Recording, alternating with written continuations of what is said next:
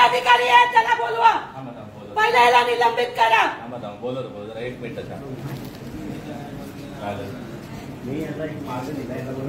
मार्ग नाही दिला। त्याने 1000 रुपये मागितले, 1000 नसतील तर 800 द्या, तुमचं नाव इथून काढतो। खरं बोल, मी नीट घरी जाईल, खोटं बोलत राहिला इथे तुला काढल्याशिवाय जात नाही। तुझा निलंबन तू ह्यांच्या समोर खरं बोल, सॉरी बोल, मी आत्ता जाते।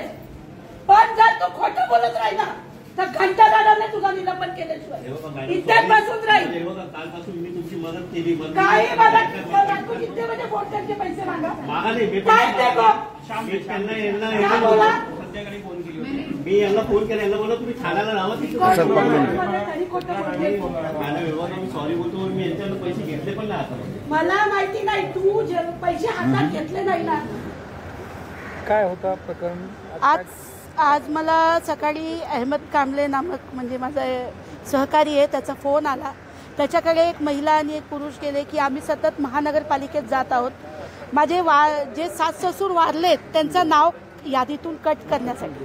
पण एक पोरगा इथे महानगरपालिकेत असतो कायम, त्या मुलांनी त्यांच्याकडे 1000 रुपयाची माग केली। त्यांची परिस्थिती 1000 रुपये देण्याची नव्हती। मेलेल्या माणसाच्या नाव कट करण्यासाठी जर अशी लोक पैसे मागत असतील तर महानगरपालिकेच्या कुठल्या अधिकाऱ्याच्या छत्रछायेखाली हे कारभार सुरू आहे ह्याची महानगरपालिकेने चौकशी केली पाहिजे। आणि तो पोरगा कुठल्या पदावर कार्यरत आहे, कारण की तो कुठून नाव काढायचं होतं? हे मतदार यादीतून नाव कट करण्याचे 1000 रुपये मागण्यात आले। तर मी सकाळी मला अहमदने सांगितल्यानंतर मी त्याला सांगितलं की तू एकदा स्वतः फोन करून बघ की काय प्रकार आहे। तर त्याच्यात तो बार्गनिंग करतोय, 1000 नसतील तर 800 द्या आणि जीपे करा। इतकं कसं काय मन वाढलं यांचं?